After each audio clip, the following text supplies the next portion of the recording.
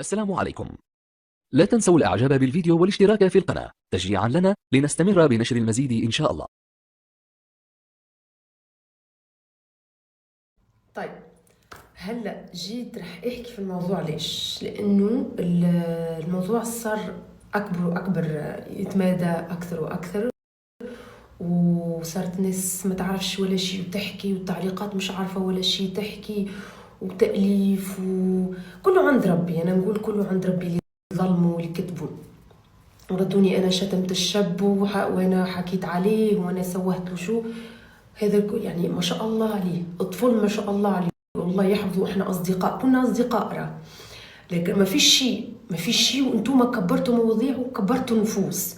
يعني التعليقات، التصاميم، شفتوا اللي حضرتكم منه هو اللي صار، هما التعليقات وكبرتوا نفوس. عادي، انا مستانسه بالتعليقات وبالناس السلبيه هذوما وكل شيء. والشاب ما شاء الله عليه، والله يحفظه.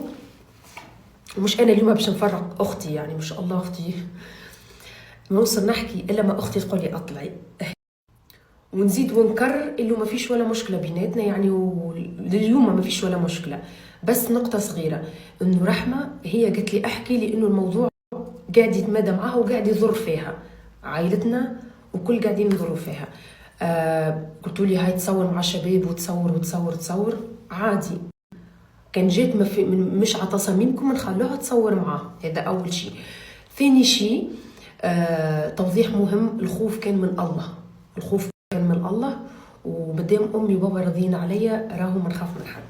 ثاني شيء، بعد ما فتحت لايف، معلومه هذه ركزوا فيها، بعد ما فتحت لايف وحكيت في الموضوع، اخوه اجاها قالها مش انتم اتفقتوا على ترند؟ ليش اختك هلا طلعت وحكت؟ مش انتم اتفقتوا على ترند؟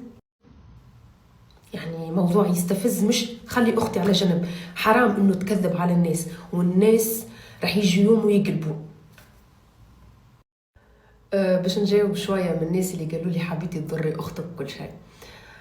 انا انسانه صرفت على عائلتي، وانا اللي كنت واقفه ورا عائلتي، انا كبرت عائلتي، وانا رحمه قلت لها اطلعي للسوشيال ميديا وافتحي لايفات وانا معاك وانا نساندك. انتم ما تعرفوا لو كان انا نفتح لايف طبخ، انا نفتح لايف طبخ نوصل 80,000. يعني انا ما نحبش الترند. هو لما جاوب على البث قال انا مش عارف هي ليش حكت.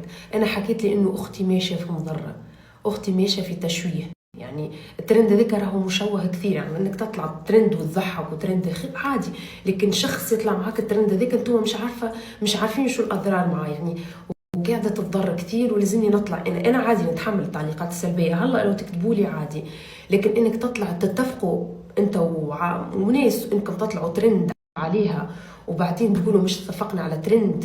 يعني ونفترض اختي وافقت على هذا الشيء، ونفترض اختي وافقت عن انها تطلع ترند، وبعدين تفضوا الموضوع.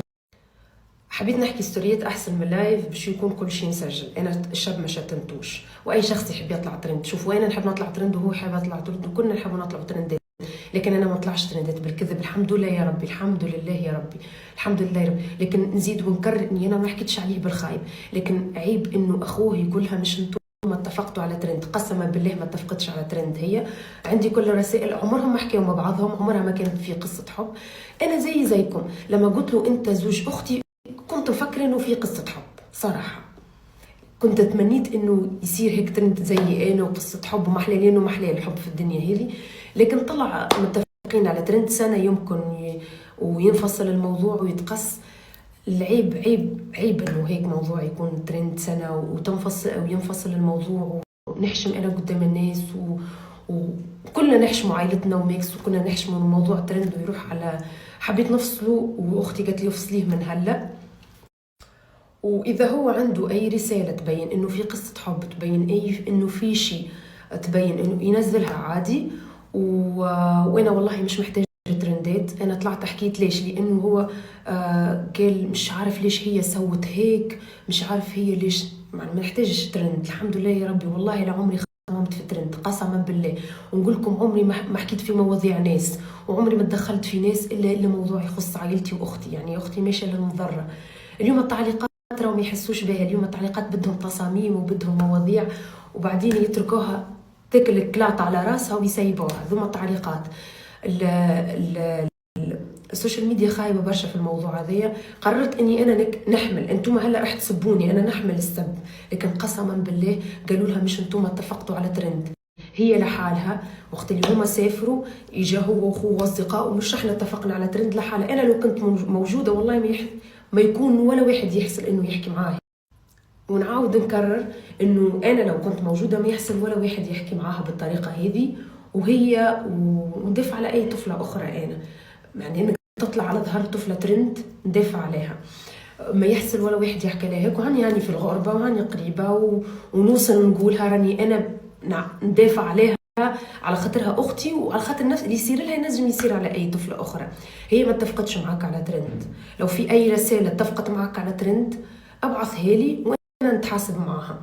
يعني انكم تجوا تقولوا لها ان احنا اتفقنا على ترند وتظلموها وتجي كل الرسائل ضدها وتلعبوا دور الضحيه، حرام والله حرام. يعني حرام وغصة في قلوبنا هكا، وحرام والف حرام، يعني حرام والقهر نشوفوا فيها والله حرام. ويا جماعه طب باش نجاوب الناس اللي بعثوا لي رسائل، والله لو كان في قصه حب انا اللي تكون انا المبادره فيها، وقسما بالله وقسما بالله لا ادفع كل مصاريف باش اختي تتزوج وتكون فرحانه، لكن ما فيش قصه. عرفت انها راح تتضرر وراح تبكي الليل من لما ينتهي الترند، لانه راح يجي يوم وينتهي. بعثت لي كل شيء، ما فيش منه موضوع، ما فيش قصه حب، بس لايفات بس فيديوهات. فقررت اني نتحمل انا السب الكله والتعليقات، خاطر في اطفال راح يسبوا، خاطر في اطفال شايفين على البث ومستمتعين على البث. فانا قررت نفسه بالرجاء منكم، حسبي الله في كل واحد يبعث لها رساله، اللي يحب يسبها يسبني انا، اللي يحب يسب اختي يسبني انا، لا تسبوها. انفصل الموضوع، سكرناه، ناس حبت على ترند وقسيناها موضوع. والله لا في قصه حب، والله لو في. واختي مش راح تحكي في الموضوع، بعثت لي رساله وقالت لي ما اقدر. ما تقدرش الطفله تحارب الناس هذوما، لكن انا عادي. واليوم ما عادش نجاوب الموضوع اكثر واكثر، ما عادش باش نطول فيه.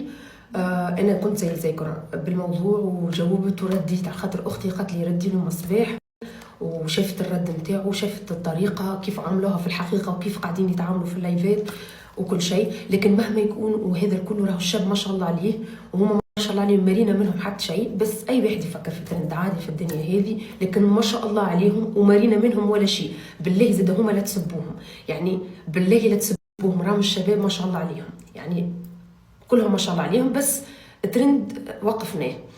واختي والله لو واحد فيهم غلطان، والله لو واحد فيهم غلطان، بس انا قفلت ترند وعائلتي يعني ما حبوش الموضوع هذايا. نشكر كل شخص والتعليقات السلبيه اللي حابين الموضوع على تصاميم وكل شيء. رجاء الله يخليكم وشكرا.